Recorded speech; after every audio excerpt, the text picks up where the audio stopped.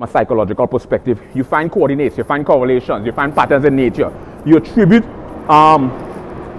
multiple simultaneous 1-1-1s in nature, or multiple correspondence. So anything that correlates or corresponds or share a single common denominator or multiple common denominators, we call that confirmation bias. Now, from a biological perspective, coincidence have a completely different perspective.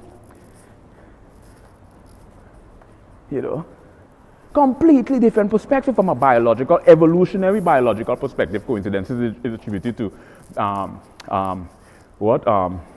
our survival pattern recognition.